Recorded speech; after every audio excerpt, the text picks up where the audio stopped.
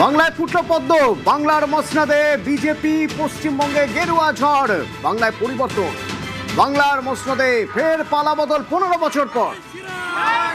গেরুয়া ঝড়, পালাবদল, উত্তরে নিরঙ্কুশ, দক্ষিণে সুনামি। জয়ের হ্যাটট্রিকের পর থামল সবুজ রথ।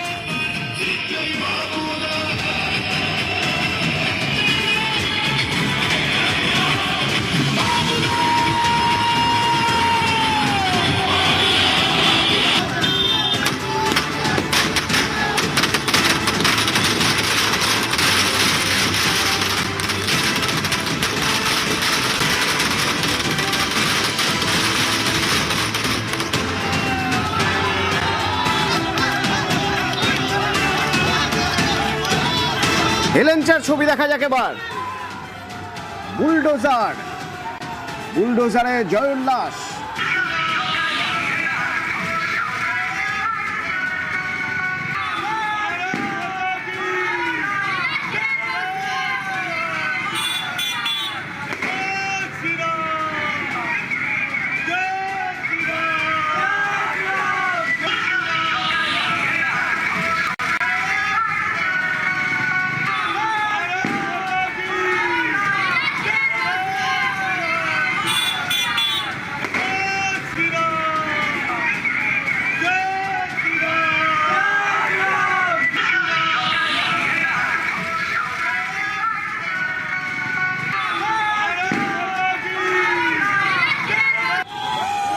হাওড়া ব্রিজ,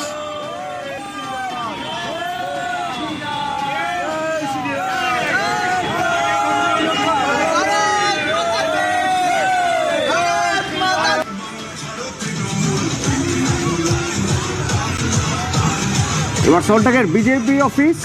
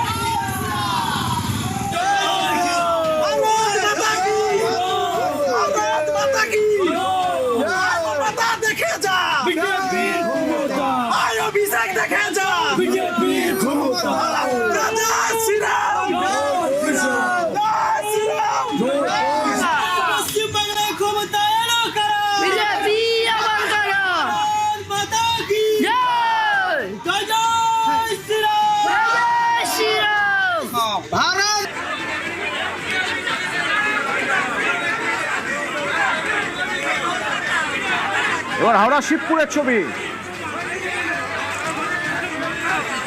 বিভিন্ন জায়গা থেকে সেলিব্রেশন, উচ্ছ্বাস, উচ্ছ্বাসের ছবি।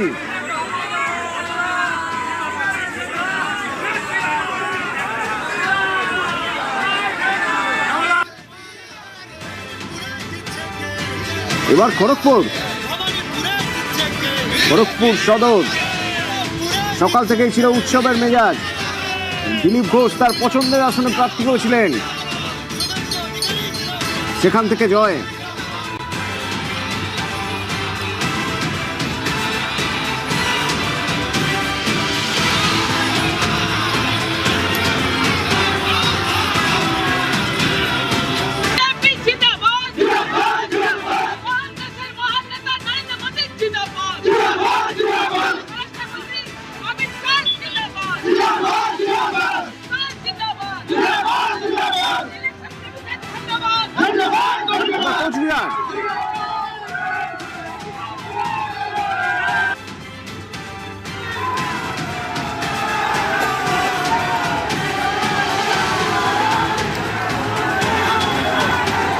বালুরঘাট,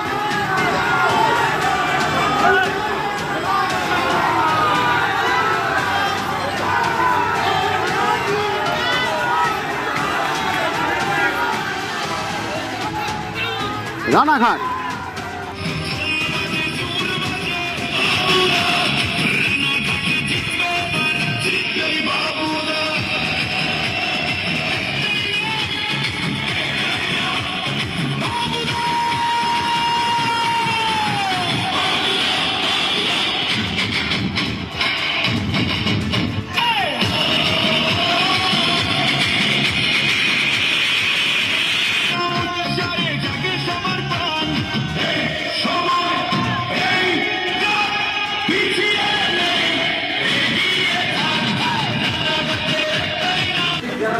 এবার কান্দির ছবি,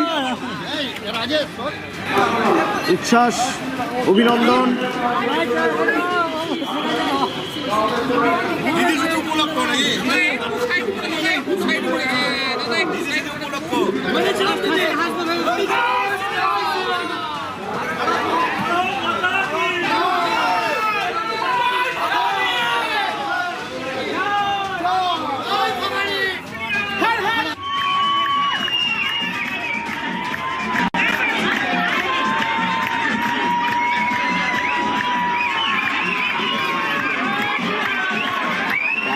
কালিম্পংয়ের ছবি,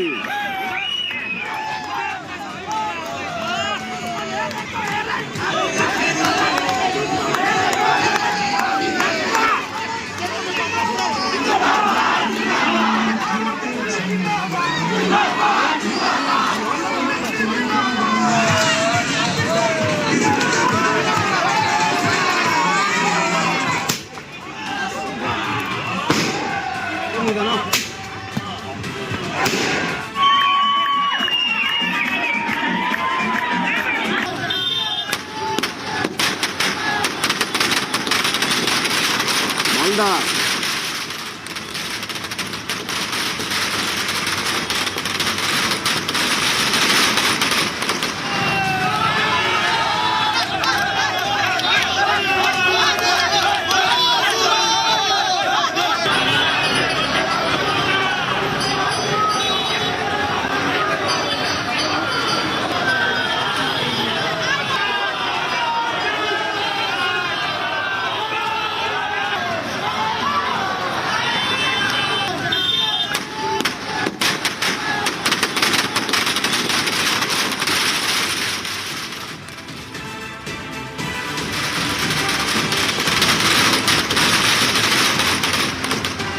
উচ্ছ্বাস, সেলিব্রেশন, শুভেচ্ছা, অভিনন্দন। তারই মাঝে কিছু ঘটনা, যেমন নোয়াপাড়া তৃণমূল প্রার্থীকে মারধর, আক্রান্ত তৃণমূল প্রার্থী তৃণাঙ্কুর ভট্টাচার্য।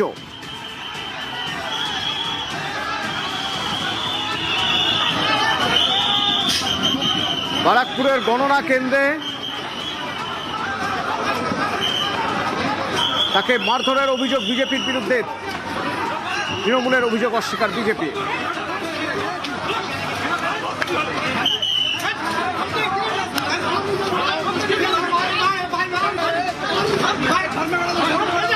সুবীর আছে আমার সঙ্গে। সুবীর, এটা কখনকার ঘটনা, কোথাকার ঘটনা? সুবীর, শোনা যাচ্ছে? সুবীর, তৃণাঙ্কুরকে মারধর করা হচ্ছে, এটা কোথাকার ঘটনা, কখনকার ঘটনা?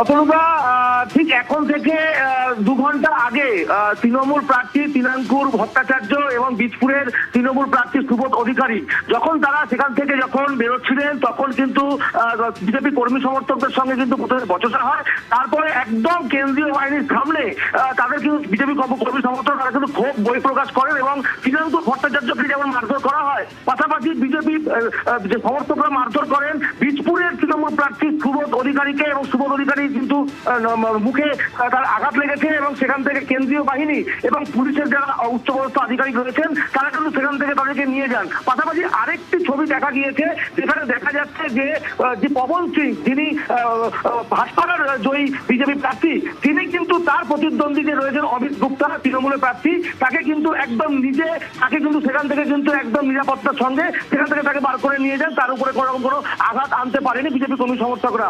গোটা পরিস্থিতি ব্যারাকপুরের যে গণনা কেন্দ্র, সেই গণনা কেন্দ্রে কিন্তু তৃণমূল প্রার্থীরা কিন্তু আক্রান্ত হয়েছে, এমনটাই কিন্তু ছবিতে ধরা পড়েছে। ধন্যবাদ।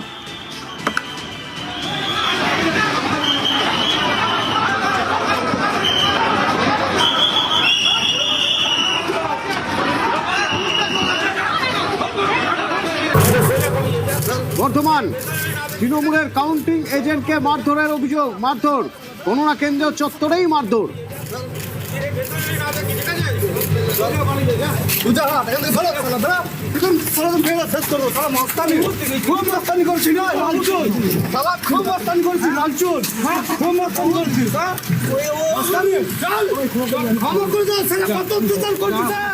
কত করে তোর প্রচার করছিস? হ্যাঁ, কত অত্যাচার করছিস? আর অত্যাচার করবে? তুই তো বাবার পার্টি না, আর অত্যাচার করবে? করবে গরিব মানুষের প্রতি অত্যাচার? করবে? হ্যাঁ? করবে গরিব মানুষের প্রতি অত্যাচার? করবে?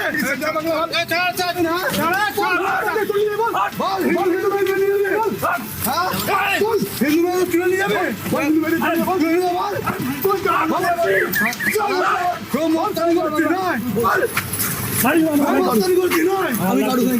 আমার লাগছে কে মারলো? হ্যাঁ, কেউ মারেনি। শরদিন্দু আছে আমার সঙ্গে। শরদিন্দু, তৃণমূলের কাউন্টিং এজেন্ট সৌভিক পান, তাকে মারধরের ছবি দেখা যাচ্ছে, কোথাকার ঘটনা? দেখো, বর্ধমানে ইউআইটি ইউনিভার্সিটি ইনস্টিটিউট অফ টেকনোলজি, যেখানে এই যে গণনা কেন্দ্র, যেখানে গণনা হচ্ছে, সেই চত্বরের মধ্যেই দেখা যাচ্ছে একদম তৃণমূলের দলীয় কাউন্টিং এজেন্ট তথা বর্ধমান 2 নম্বর ব্লকের যুব তৃণমূল কংগ্রেসের সভাপতি সৌভিক পানকে মারধর করা হচ্ছে। এবং এই যে চত্বরের মধ্যে এমনি চারদিকে গোলমালের খবর আসছে, কিন্তু যেখানে কেন্দ্রীয় বাহিনী, রাজ্য পুলিশ, জেলা পুলিশ মজুদ রয়েছে, সেখানেও এই ধরনের মার দাঙ্গা কেন হবে সেই প্রশ্ন কিন্তু উঠছে। একেবারে নৃশংসভাবেই মারধর করা হচ্ছে এবং সেখানে কেন্দ্রীয় বাহিনী এবং পুলিশ নীরব দর্শকের ভূমিকা পালন করছে একেবারে কাউন্টিং সেন্টারের ভেতরে। যখনই এরা কাউন্টিং রুম থেকে বেরিয়ে আসে, তখনই এই সৌভিক পানকে এবং তার এক সঙ্গীকে বিজেপি কর্মীরা ঘিরে ধরে মারধর করে, ফেলে মারধর করে বলে অভিযোগ। রক্তাক্ত হয়ে যায় সে, তবুও তাকে ছাড় দেওয়া হয়নি এবং তাকে মারধর চলতেই থাকে। যদিও পুলিশ বা কেন্দ্রীয় বাহিনী কেউই তাদেরকে উদ্ধারের জন্য বা তাদেরকে রক্ষা করার জন্য এগিয়ে আসেনি। আর তাতেই প্রশ্ন উঠছে অতনু, যে এই কাউন্টিং সেন্টারের মধ্যে যেখানে এত কেন্দ্রীয় বাহিনী, এত পুলিশ আছে, সেখানে কেন এই ধরনের ঘটনা ঘটবে?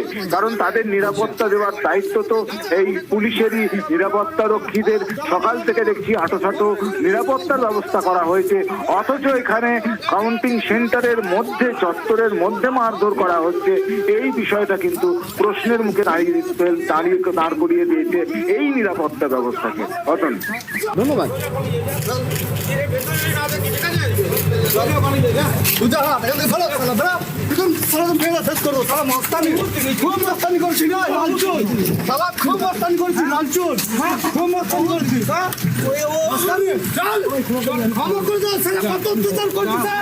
কত করে তোর অত্যাচার করছিস? হ্যাঁ, কত অত্যাচার করছিস? আর অত্যাচার করবে? তুই তো বাবার পার্টি না, আর অত্যাচার করবে? করবে গরিব মানুষের প্রতি অত্যাচার? করবে? হ্যাঁ, করবে গরিব মানুষের প্রতি অত্যাচার? করবে?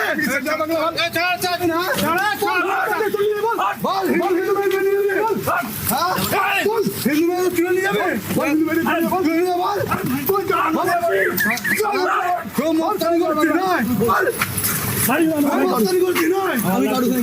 আমার লাগছে কে মারলো? হ্যাঁ, কেউ মারেনি। চোপড়ায় তৃণমূল অফিস ভাঙচুর, তৃণমূলের পতাকা খুলে বিজেপির পতাকা, পার্টি অফিস দখলের অভিযোগ তৃণমূলের। চঞ্চল, কি হয়েছিল? দেখো দুপুরের পর যখন রাজ্যের যে হাওয়া বদল হতে শুরু করেছিল, বিজেপি যখন রাজ্য দখল করতে শুরু করে, তখনই কিন্তু দেখা গেছে চোপড়ার যে 3 মাইল এলাকায় যে তৃণমূলের পার্টি অফিস রয়েছে, সেই তৃণমূল পার্টি অফিসে কিন্তু ব্যাপক ভাঙচুর চালায় এবং তৃণমূলের পতাকা সরিয়ে বিজেপি পতাকা লাগিয়ে দিয়েছে, এমনটা কিন্তু অভিযোগ করছে তৃণমূলের তরফ থেকে। এবং এই ঘটনা নিয়ে কিন্তু এলাকায় উত্তেজনা ছড়িয়ে পড়ে। যদিও তৃণমূলের তরফ থেকে পুলিশে এই অভিযোগ করা হবে যে তারা ভাঙচুর করেছে, কেন ভাঙচুর করেছে, এবং অন্যদিকে কিন্তু বিজেপির তরফ থেকে জানানো যাচ্ছে যে বিষয়টি তাদের জানা নেই, তবে কি কারণে এই ঘটনা ঘটেছে সমস্ত বিষয় খতিয়ে দেখা হবে। যদিও এই ঘটনা নিয়ে কিন্তু এলাকায় চাপা উত্তেজনা রয়েছে বলে জানা যাচ্ছে। ধন্যবাদ।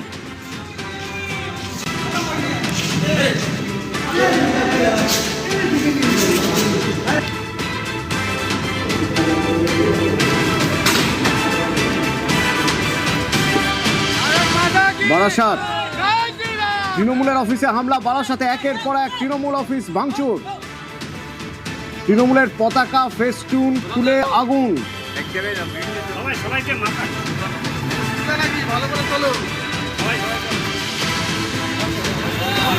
জিয়াউল আছে আমার সঙ্গে। জিয়াউল, আপডেট জানতে চাইবো। দেখো, বারাসাতে একেবারে বিজেপি প্রার্থী এখনো পর্যন্ত জয়লাভ না করলেও এখনো 2 রাউন্ড বাকি রয়েছে। যেহেতু তিনি লিড করেছেন, তারপরে দেখা যাচ্ছে একের পর এক পার্টি অফিসে হামলা, অর্থাৎ 2 নম্বর, 4 নম্বর, 26 নম্বর এবং সব থেকে বড় কথা যেখানে অর্থাৎ এই যে কাউন্টিং সেন্টার তার 100 মিটারের পাশেই একটি তৃণমূলের পার্টি অফিস ছিল। সেই পার্টি অফিসে যথেষ্ট পরিমাণে ভাঙচুর করে, টেবিল চেয়ার এবং যে এলসিডি টিভি এবং পার্টি অফিসে ভাঙচুর করে। এবং সেই সময় যেটা অভিযোগ যে একেবারে বাহিনী সেখানে উপস্থিত বাহিনীর সামনে সেখানে গিয়ে লাঠি সোটা নিয়ে ভাঙচুর করে এবং এই ঘটনায় এখনো পর্যন্ত একাধিক তৃণমূল কর্মী কিন্তু গুরুতর জখম হয়েছে, একাধিক গাড়ি ভাঙচুর করা হয়েছে এবং পাল্টা স্লোগান, একদিকে তৃণমূল যেমন স্লোগান দিচ্ছে জয় বাংলা, অন্যদিকে পাল্টা স্লোগান দিচ্ছেন বিজেপি জয় শ্রীরাম। ফলে এই ঘটনায় যথেষ্ট উত্তেজনা পরিবেশ তৈরি হয়। ফলে এই মুহূর্তে বিশাল পুলিশ বাহিনী ঘটনাস্থলে রয়েছেন। কিন্তু যেভাবে একের পর এক পার্টি অফিসে হামলা, একের পর এক পার্টি অফিসে ভাঙচুর করা হয় এবং ব্যানার ফেস্টুন সেগুলো কিন্তু ছিঁড়ে দেওয়া হয়, আগুন ধরিয়ে দেওয়া হয়, ফলে যথেষ্ট উত্তেজনা পরিবেশ তৈরি হয়েছে। ভারতের বিভিন্ন ওয়ার্ডে কিন্তু একাধিক ওয়ার্ডে কিন্তু ভাঙচুর করছেন তৃণমূলের পার্টি অফিস। সবটাই অভিযোগের বিজেপির দিকে। ফলে বিজেপি যেহেতু এখনো পর্যন্ত এখানে কোনো বারাসাতে যে বিজেপি প্রার্থী শঙ্কর চ্যাটার্জি তিনি সামান্য ভোট, প্রায় 2,500 ভোটের লিস্ট রয়েছেন, এখনো 3 রাউন্ড বাকি রয়েছে। তার আগেই কিন্তু একের পর এক পার্টি অফিসে হামলা হচ্ছে, একের পর এক পার্টি অফিসে ভাঙচুর করা হচ্ছে এবং সেখানে কিন্তু প্রার্থী যে সাধারণ যারা বুথ এজেন্ট তাদেরকেও কিন্তু মারধর করা হচ্ছে, এমনটা অভিযোগ। ফলে তাদের আই কার্ড দেখে ওদেরকে দেখে চিহ্নিত করে ভাঙচুর করা হচ্ছে। ফলে যথেষ্ট উত্তেজনা পরিবেশ তৈরি হয়েছে বারাসাতের বিভিন্ন ওয়ার্ডে। এই মুহূর্তে কিন্তু যথেষ্ট উত্তেজনা পরিবেশ তৈরি হয়েছে এবং অর্থাৎ এই যেভাবে একের পর এক পার্টি অফিসে হামলা করা হচ্ছে এবং সেই পার্টি অফিসগুলো কিন্তু ভাঙচুর করা হচ্ছে, এই মুহূর্তে যথেষ্ট উত্তেজনা পরিবেশ তৈরি হচ্ছে আপনার বারাসাতের বিভিন্ন ওয়ার্ডের, এমনটা কিন্তু জানা যাচ্ছে। অতনু, ধন্যবাদ।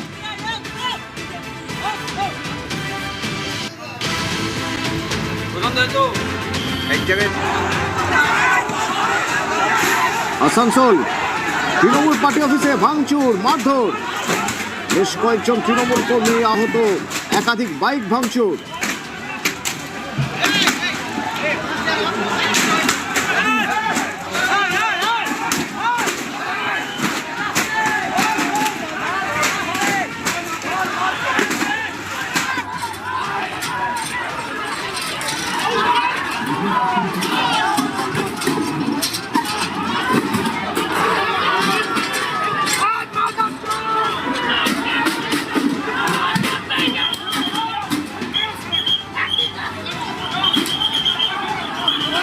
রনক আছে আমার সঙ্গে ফোনে। কি অবস্থা রনক?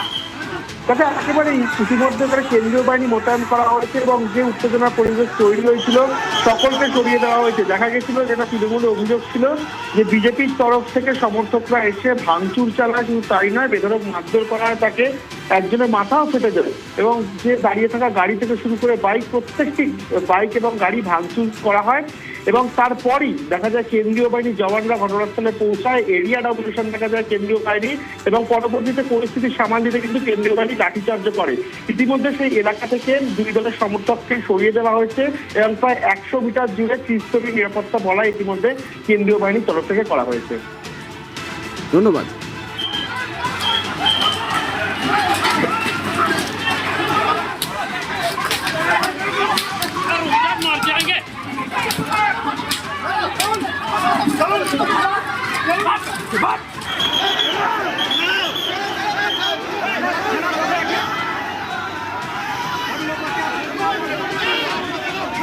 নজর ছিল বহরমপুরে। অনেকদিন পর অধীর রঞ্জন চৌধুরী তিনি বিধানসভা ভোটে দাঁড়িয়েছিলেন। বহরমপুর তার চেনা জায়গা। বহরমপুরে পরাজিত অধীর চৌধুরী। লোকসভার পর এবার বিধানসভাতেও হার।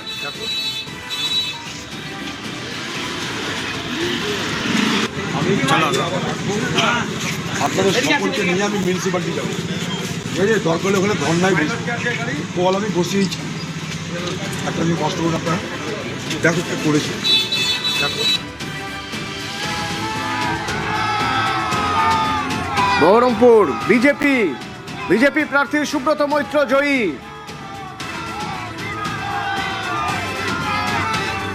প্রণব আমার সঙ্গে রয়েছে। প্রণব, অধীর আবেগ, অধীর ম্যাজিক কাজ করলো না। একদমই তাই। দেখো, অদিত চৌধুরীর যে মিথ বলা হয়, সেই অদিত চৌধুরীর মিথও কিন্তু এবার কাজ করলো না। গেরুয়া ঝড়ের কাছে কিন্তু অদিত চৌধুরী রীতিমতন 20,000-এর বেশি ভোটে কিন্তু পরাজিত হয়েছে এবং 5-5বারের সাংসদ এবং যে বহরমপুর শহর, যে পুরসভা এলাকা থেকে তিনি বেশি ভোট পাবেন বলে আশা করেছিলেন, সেখানেও কিন্তু বিজেপি প্রার্থী সুব্রত মৈত্র দেখা যায় যে লিড পেয়েছে এবং পাশের যে 5টা পঞ্চায়েত এলাকা রয়েছে সেখানেও কিন্তু তিনি রীতিমতন ভাবে কিন্তু দ্বিতীয় পজিশনে থেকেছেন। তার ফলে কিন্তু কোনো জায়গাতেই কিন্তু যে প্রথম জায়গা থেকে লিড নেবেন সেই জায়গা ছিল না এবং স্বাভাবিকভাবে কিন্তু কংগ্রেস কর্মীদেরকে অক্সিজেন দেওয়ার জন্যই মূলত ভাবে তিনি দাঁড়িয়েছিলেন বলে কিন্তু তিনি দাবি করেছিলেন যে বিধানসভা ভোটে অন্তত পক্ষে, কিন্তু সেই জায়গাতে কিন্তু তিনি জিততে পারলেন না এবং সেখানে কিন্তু বহরমপুরে আবারও কিন্তু বিজেপি প্রার্থী যে সুব্রত মৈত্র তিনি কিন্তু জয়লাভ করেছেন। অতনু, ধন্যবাদ।